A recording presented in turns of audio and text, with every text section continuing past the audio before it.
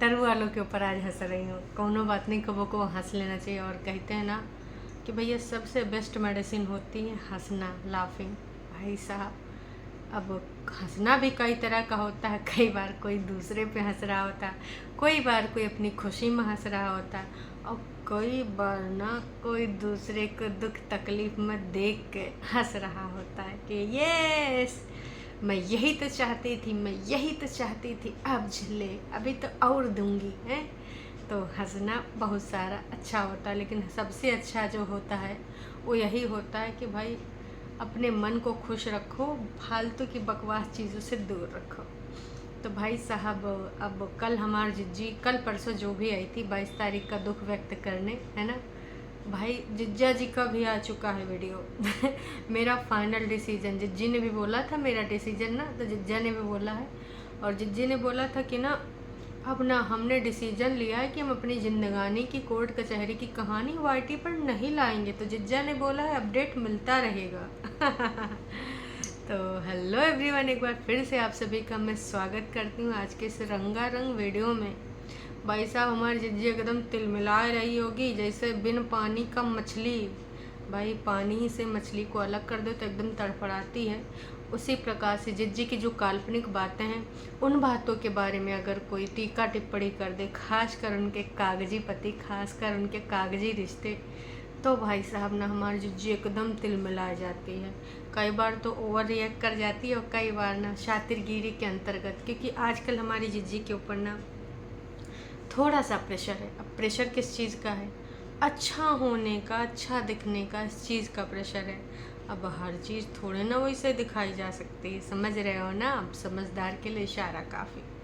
तो भाई आज के इस रंगारंग कार्यक्रम में ना बहुत सारी बातें करनी है आपसे, और बहुत सारे पॉइंट्स एकदम क्लियरिटी के साथ कि कागजी पति के ऊपर कोर्ट कचहरी पुलिस थाना चल रहा है, लेकिन कुछ चीज़ें उन्होंने बिल्कुल क्लियर कर दी हैं।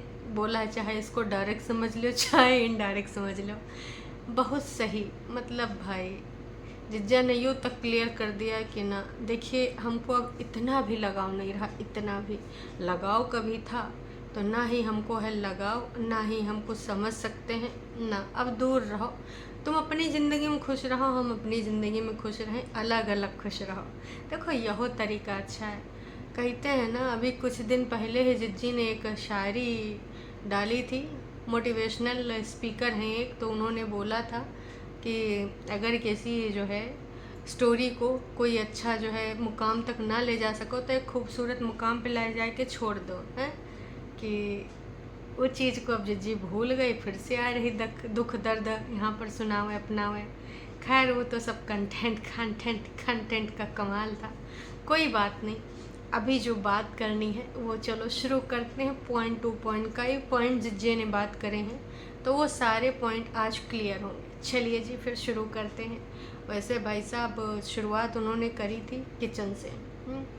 मम्मी जी के लिए कुछ शेक बनाना चाह रहे थे, लेकिन मम्मी जी खाना खाना चाह रही थी। और लड्डू गोपाल को भी दिखाया कि हमने एसी में अपने साथ है बिठाया, क्योंकि भाई साहब कुछ लोग ना बहुत ही जैसे अपने घर के बाल गोपाल को मानते हैं, वैसे ही लड्डू गोपाल को लेकर भी कुछ लोगों का अपना अलग अलग आस्था है। अभी कुछ दिनों पहले एक न्यूज़ आई थी कि एक बंदा जो है लड्डू गोपाल जी को लेकर डॉक्टर जी के पास पहुंच गया था। तो सबकी अपनी अपनी आस्था है। तो इसके रिगार्डिंग वो लोग शॉपिंग भी करने गए थे, एक फ़ैन भी देखा था वहाँ पर, बाहर खाना भी खाया और दो दो जगह खाया, लेकिन जिज्जा जी का पेट भी भूल गया। फिर दिन में रात में मेडिसिन भी खाया, क्योंकि देखिए घर का खाना हमें पता होता है कि किस तरीके से बना है, कैसा तेल यूज हुआ है, कैसी क्वालिटी का उसमें प्रोडक्ट यूज हुआ है, फूड किस प्रकार का यूज हुआ है। पर जो बेचने वाले होता हैं उनका सिर्फ एक सूत्री कार्यक्रम होता है कि भैया कम लागत का खरीदा हुआ अन्न और ज़्यादा कमाओ। तो इसलिए जितना कोशिश करना चाहिए कि कम से कम बाहर खाओ, खासकर इस गर्मी के मौसम में। अब कई बार पेस्ट वोस्ट जो होते हैं, है ना, तो रेस्टोरेंट में एसी होती, कई बार नहीं होती है, तो कई बार ख़राब होने की स्थिति में भी ना लोग कहते हैं अरे बना के दे दे तो सब बढ़िया पच जाएगा। वैसे कोरोना काल में हम सबको ये फील हुआ था कि हम लोग कोरोना को पचाए गए तो ये खाना का, लेकिन कबो कबो पेट जवाब दे देता है। तो ये सारी चीज़ें होने के बाद भाई बैठते हैं जनाब कहाँ, एक अपनी जगह पे। अब जिज्जी भी तो हमारे बैठने के सारी बातें करती है, तो जिज्जा जी भी बैठ जाते हैं एक जगह पे और शुरू करते हैं अपना कार्यक्रम में जो सबसे पहला पॉइंट उनका होता है वो ये होता है। तो सबसे पहला पॉइंट ये था कि भाई जो मेरा कोर्ट केस है, मैं जीवन को तो शांति और सुकून से जीना चाहता हूँ, लेकिन जो मेरा कोर्ट केस चल रहा है, एक पार्टी ने बोल दिया है ना कि हम नहीं यहाँ पर आके बोलेंगे। तो भाई इनका मानना ये है, अंकुश का, कि मैं तो भाई साहब जो चल रही हैं चीज़ें वो आके यहाँ पर बताऊँगा और टाइम टू टाइम जो भी अपडेट होंगी देता रहूँगा, क्योंकि मैं भी एक मापदंड स्थापित करना चाहता हूँ कि जब एक व्यक्ति के ऊपर इस प्रकार के केस लगा दिए जाएं, इस प्रकार की झूठी धाराएं लगा दी जाएं, भले टाइम लगता है, कहते हैं भगवान के घर में देर है अंधेर नहीं। तो वही साहब कोर्ट कचहरी में और अपने यहाँ का जो न्याय प्रणाली है आप सबको पता है, जो महिलाओं के लिए बनाए गए थे धाराएं या फिर जो भी कानून बनाए गए, तो वो इसलिए बनाए गए थे कि भाई जो कितना भी कोई कह ले, लेकिन जो हमारा समाज है वो पुरुष प्रधान समाज है।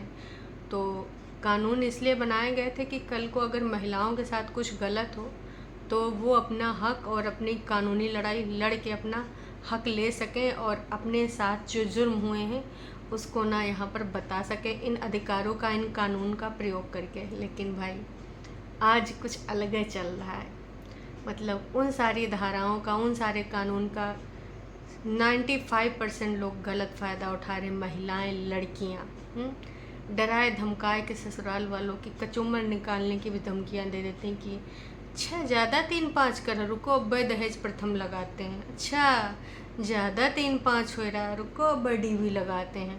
तो ये सारी चीज़ें इसलिए बनाई गई थी ताकि भाई कल को अगर किसी महिला के साथ रियल में हो तो आप उनका यूज़ कर सकें। जो रियल में होता है उन पे कोई भरोसा ही नहीं कर पाता है और ना ही वो वहाँ तक पहुँच पाते हैं, क्योंकि वो सक्षम नहीं होते या फिर उनका कोई साथ और सपोर्ट या जानकारी देने वाला नहीं होता है। और जो जानकार तबका होता है, जिनके पास पैसा होता है, इन्फॉर्मेशन होती है, एजुकेशन होती है, वो इसका गलत फ़ायदा उठा रहे हैं। सच्चाई यही है पर कड़वी है। नीचे तबके वाले लोग जिनकी वाकई में ज़रूरत होती है या तो उनको इसकी जानकारी नहीं होती है, और ज़्यादातर लोग यही कहते हैं नीचे तबके के कि कोर्ट कचहरी से दूर रहो, कहाँ रखा है, बर्दाश्त करती रहो, कुछ दिन में मामला सुलट जाएगा। कई बार लोग सुलट जाते हैं पर मामला सुलट नहीं पाता है। कई बार हम पेपर के हेडलाइंस में ऐसा देखते हैं। तो खैर मैं भी, देखिए, देश ने जो कानून बनाए, संविधान ने और या कानूनी लोगों ने जो भी अपनी धाराएं लिखी कि और जो भी नए नए उसमें अपडेट करी धाराएं, कुछ जो लगा कि यूजलेस हैं उनको चेंजेस भी लाए गए हैं, है ना। तो वो जान के इसलिए बनाए गए थे कि लोग किसी को प्रताड़ित ना कर सकें, किसी महिला के साथ गलत ना हो।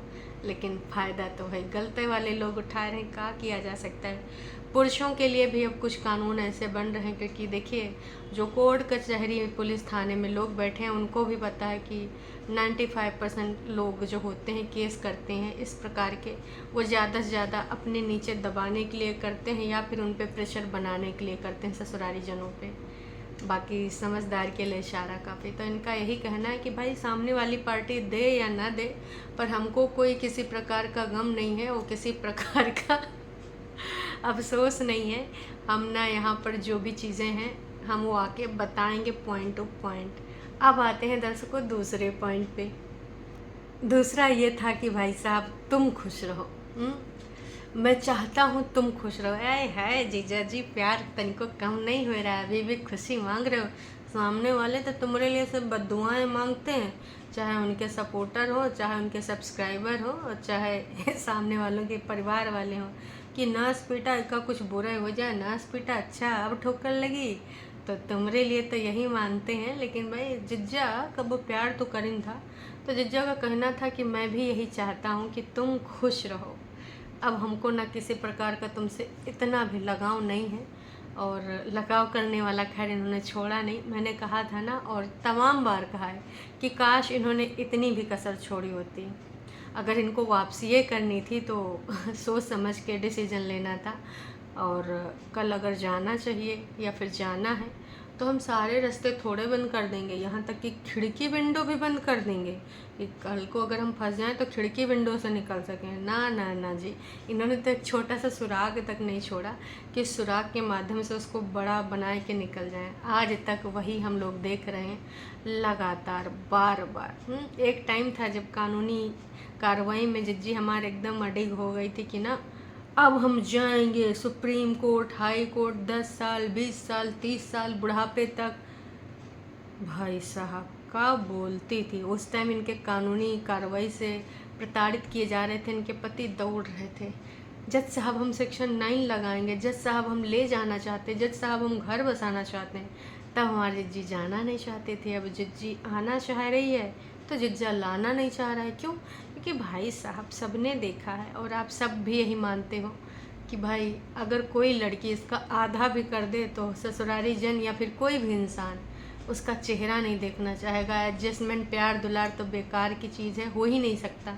भले तुम आप कह लो चीज़ें वक्त के साथ सही हो जाएंगी, सब कुछ हो जाएगा, प्यार हो जाएगा, कैसे हो जाएगा भाई साहब? प्यार होने के लिए सबसे पहले रिस्पेक्ट बनानी पड़ती है, जो कि आप लगातार बार बार अपने उस कागजी रिश्तों की रिस्पेक्ट गंवा रही हैं।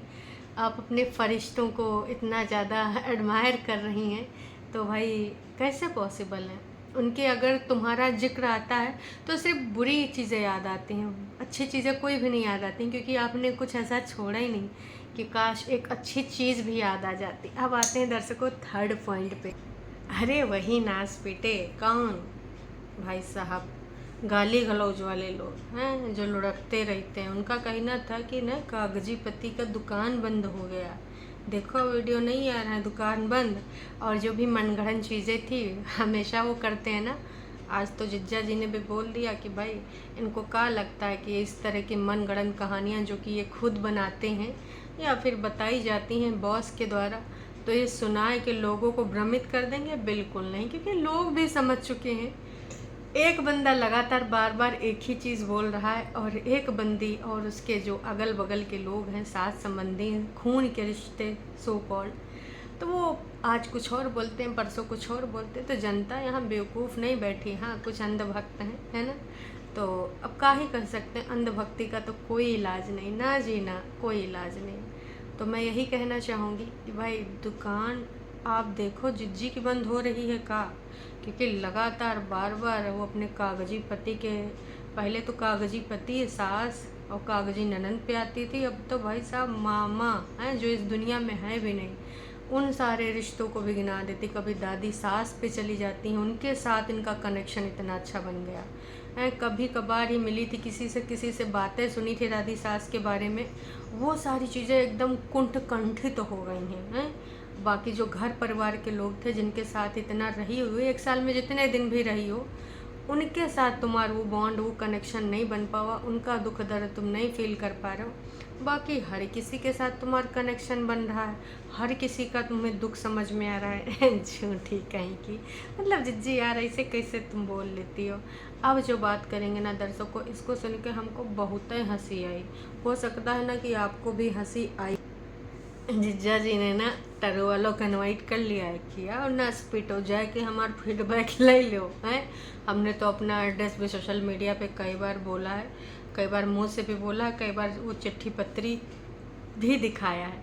तो मुझे भरोसा है अपने पे, अपने अगल बगल पड़ोसियों पे, अपने रिश्तों पे, अपने नातों पे, अपने समाज पे। तुम जिससे चाहो उससे फीडबैक ले लो कि भाई हमारे बारे में क्या प्रचलित है। वैसे कुछ है दूर पर टरो वालों तुम्हारी जिज्जी का घर है, चाहे तो चले जाना, वहाँ से भी थोड़ा एक आध सर्वे कराना अगर ऑफ कैमरा जाना चाहते हो तो, क्योंकि टरो वालों की तो आदत है ना एकदम घुस जाने का, और ख़ास कर उनके सपोर्टर्स चैनल का, कि भाई जो चीज़ें वीडियो में भी नहीं होती हैं, मतलब कहाँ से इनको पता चल जाती है। नानी पर नानी ऐसी ऐसी चीज़ों को, ऐसी बातों को ये जिक्र करते हैं भाई कि हम बताएं का आपको। ऐसी ऐसी बातें इनकी हमने कई बार सुनी है। खैर कोनो बात नहीं, अब आते हैं कि दूसरी बात पे दर्शकों। बहुत एक सॉलिड बात बोली थी कि जिसको प्रॉब्लम होती वही एक कठोर स्टेप उठाता है ना। बाकी सब तो दिखावा है, दिखावा बहुत सारे लोग कहते हैं और करते हैं, लेकिन कल बड़कन्नी ने भी दिखावा दिखावा बोल के बहुत लोगों के ऊपर उंगली उठाई थी। तो इनका भी कहना कि हाँ, जब दिखावा ही है सब कुछ, तो भाई साहब जब जैसे जज साहब से हम कभी कुछ बोलते हैं कि ऐसे ऐसी ऐसी बात, तो कहते हैं अगर ऐसी बात है तो एक कठोर डिसीजन लो, एक जो भी आपका डिसीजन हो उस पर स्टिक रहो। तो भाई साहब अब इनके द्वारा एक कठोर डिसीजन ले लिया गया है कि एक डिसीजन लो, कब तक ऐसे तुम लोग चक्कर घिरनी कराया करोगे। और चाहे मजिस्ट्रेट हो, चाहे हाई कोर्ट वकील हों, चाहे कोई भी वकील हों, वो समझ तो जाते हैं। जैसा कि इनके कागजी पति मतलब हमारे अंकुश जिज्जा ने भी बताया कि भाई साहब जो भी बातें होती, कितनी बार पलटवार हुआ है, बातों को किस प्रकार से घुमाया जाता है। क्योंकि दूसरी पार्टी का तो देखिए उद्देश्य यही था कि इसको मुझे कानूनी रूप से परेशान करना। उनको ये नहीं पता था कि वो बंदा इतना अधिक प्रताड़ित हो जाएगा कि वो अपने दिल जिगर किडनी से इनको निकाल देगा और इतना कठोर डिसीजन ले लेगा, इनको पता ही नहीं था। लास्ट टाइम तक जी कह रही थी ना, नाना जी डाइवोर्स तो उनका होता है जो लेना चाहते हैं, हम दोनों में से कोई डाइवोर्स नहीं लेना चाहता, ना उन्होंने अप्लाई किया है अभी तक, और अगर ऐसा होता तो हमें पता चल जाता। तो शायद अब जिज्जी को पता चल गया है, तभी तो बोली थी मई मंथ में बहुत हो गया, फलान हो गया, धमाक हो गया, है ना। तो अब उनको ये चीज़ क्लियर हो चुकी है कि भाई साहब अब मेरा जो कागजी पति है वो कागजी ही बन के रहेगा। हालांकि कुछ ऐसी चीज़ें हैं कि कुछ लोग नहीं भुला सकते कभी भी, और इन सब के बीच का जो एक मजबूत कड़ी है वो इनका बेटा। काश की जिज्जी ने उसको ही हथियार ना बनाया होता, काश की थोड़ी भी जगह छोड़ी होती इनके मनों में कि वापसी कर सकती। क्योंकि इनको तो यही था कि बेटा को लेके जाऊंगी तो नाक रगड़ते हुए दादा और बाप दोनों आएंगे, दादा कह रहा हूँ सॉरी, दादी और बाप दोनों आएंगे कि चलो देवी जी तुम जैसा चाहती हो, जो चाहती हो वही करेंगे। हालांकि इन्होंने कितनी बार करा, किसी रिप्लाई वाले सीरीज में इन्होंने बताया था कि इन्होंने ये तक बोल दिया कि ठीक है तुमको इतना ज़्यादा मम्मी से समस्या हो रही तो हम अलग घर भी लेंगे, लेकिन आसे पास लेंगे क्योंकि मेरी माँ अकेली है। इतना तक बंदा तैयार हो गया था, तो भी मैडम का पता नहीं कहा चाहिए था, हैं। और अब हम 3 नहीं 4 वाले नौटंकी ड्रामा कर रहे हैं विगत कुछ महीनों से। कहते हैं ना जब खुद पे आती है तो समझ में आता। अभी बग्गी आ चुकी है तो शायद मम्मी का समझ में आता है, अगर आता है तो। अदरवाइज तो हमें पता है कि इनका नौटंकी ड्रामा कभी ख़त्म नहीं होता, कभी अंत नहीं होता है। बहुत ज़्यादा चालाक, बहुत ज़्यादा शातिर, पर इधर भी ना कोई बेवकूफ़ नहीं बैठा जी। एक चीज़ और रह गई जिसको बात करना बनता है? बात ये है कि भाई साहब इज्जत, प्यार, रिस्पेक्ट और शांति सुकून के साथ रहना चाहते हैं। रिस्पेक्ट क्यों? क्योंकि रिस्पेक्ट तो किसी ने कभी दी नहीं। वैसे तो दामाद जी की और लड़के वालों के संबंधी की, वैसे हर संबंधी की इज्जत होती, चाहे वो लड़के वाले हों या लड़की वाले। लेकिन हमारे यहाँ पर जो रिचुअल्स हैं वो यही हैं कि जो लड़की वाले हैं वो लड़के वालों को, खासकर दामाद जी को बहुत ही ज़्यादा इज्जत देते हैं। और इनके यहाँ पर किस प्रकार से इज्जत दी गई है और दिलवाई गई है, भाई साहब खुद तो दी है, अगल बगल वाले लोगों से भी दिलवाई, रिश्तेदारों से भी दिलवाई है, यहाँ तक कि वॉइस ओवर चैनल गाली गलौज वालों से भी इज्जत दिलवाई है। अरे उतरवाई है मतलब समझ रहे हो ना किस प्रकार से इज्जत दिलवाई है। तो इनका कहना है कि ना अपने फरिश्तों को तुम समझा लो भाई साहब। मैं यही कहना चाहूँगी, अगर थोड़ा इंसानियत वाला भी रिश्ता रखना चाहते हो कि कबो एक दूसरे से मिलो, क्योंकि अगले बगल रहते हो, कबो बजरिया में, कबो रिलायंस मार्ट में, कबो डोसा वाली दुकान में, तुम्हारी मम्मी तो जाती हैं खाए, कहीं मिल गए तो इज्जत के साथ एक दूसरे से आंखें मिला पाओ। इतना ज़्यादा ना करो, अपने फरिश्तों को रोक लो। इस प्रकार की बेहुदा बातें, इस प्रकार की ऐसी वाली बातें ना बोलें। बाकी आप लोग समझदार हो।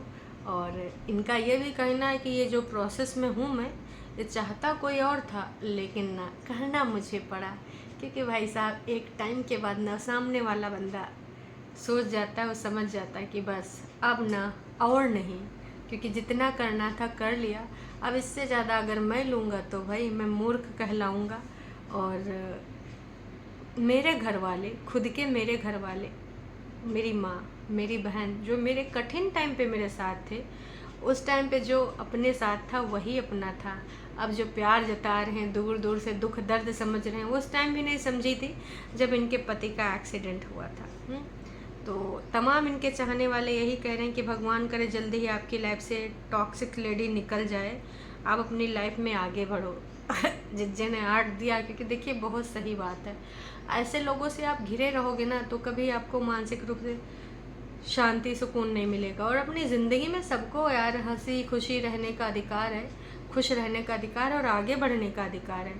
भाई जिज्जी अकेले रहना चाहते हैं, कोई बात नहीं, सामने वाला दूसरा अपना लाइफ पार्टनर बनाना चाहता है। ज़िंदगी बहुत बड़ी है, अभी तो बीत जाएगी। बुढ़ापे में हस्बैंड वाइफ ही एक दूसरे के सहारा होते हैं। हम लोग कितना देखते हैं, क्या जिज्जी इस प्रकार की रील नहीं देखती हैं? वो रील बस लेट गो वाली और फलाने वाली, धमाके वाली, इंडिपेंडेंट वाली, पता नहीं कौन कौन सी रील देखती हैं। मतलब ढंग की भी रील होती हैं यार, जो इंसान को नज़रिया चेंज कर देती हैं। लेकिन ये रील इनकी पहुंच से बाहर कहाँ है, हमको कतई समझ नहीं आ रहा है। दूसरी पार्टी नहीं चाहती है कि ट्रू कलर्स दिखें। आप कोर्ट केस का अपडेट देते रहना, हर बार यही कहते हैं ना मैडम चुप रहेंगी, लेकिन चुप ना ही रहती हैं। तो मैं तो यही कहना चाहूँगी कि दूसरी पार्टी तो यही चाहती है कि अब केस हो चुका है हल्का डावाडोल, तो जाहिर सी बात है अब रिजल्ट कहीं गलत आएगा है। इसीलिए लगी थी लल्लो चप्पो करने में। कहते हैं ना हमारे घर के बड़े बुजुर्ग, का लल्लो चप्पो कर रही हो। तो भाई साहब जिज्जी इसीलिए लल्लो चप्पो आजकल अपनी कागजी फैमिली के लिए कर रही। केस हार जाएंगी, कैसे मुंह दिखाएंगी? यहाँ पर इतने इतने बड़े ड्रामे करें, इतने बड़े बड़े लेक्चर दिए हैं डीवी को लेकर, यूट्यूब पर दर्ज बयान को लेकर, कैसे मैं कुंडे बंद करके रोती थी, मुझे किचन में पानी नहीं पीने दिया जाता था। अरे भाई साहब बहुत बड़ी बड़ी बातें, कहा कितना बोले। खैर समझदार के लिए इशारा काफ़ी। और मुझे ऐसा लग रहा है दर्शकों की कहीं से जलने की बदबू आ रही है। मतलब हिमाचल से इतनी दूर आ गई लखनऊ तक। जिज्जी हमारे एकदम जल गई होगी, कुड़ गई होगी। नासपीटा हमारे अपोजिट बोल रहा, अभी को बताते हैं हमेशा की तरह। चलिए जी, बाकी आपको कैसा लगता कमेंट करिए, अपनी राय और प्रतिक्रिया ज़रूर दीजिएगा। टरू वालों नासपीटों, सही शब्दों का चयन करना, लिखे रहेंगे। देखो तुमने जितना भी गरियाया है सही शब्दों के माध्यम से मुझे, वो अभी तक लिखा है। और कुछ लोग कहते हैं तुम काहे बात करते, तुम काहे बात करते। तो अगर आपको ना ही पसंद है तो आप ना ही देखिए। हम आपके ऊपर कोनो प्रेशर नहीं कर रहे हैं। कहते हैं तुम बहुत वेली हो, यू हो, वो हो। आप कितने वेले हो जी जो चले आते हो ना पसंद होते हुए। देखिए मुझे जो पसंद होगा हम उसी को देखने जाएंगे ना, है ना। बाकी आप तो जनता जनार्दन है, आप हमारे सब्सक्राइबर हैं, मोस्ट वेलकम अगर आप आते हैं।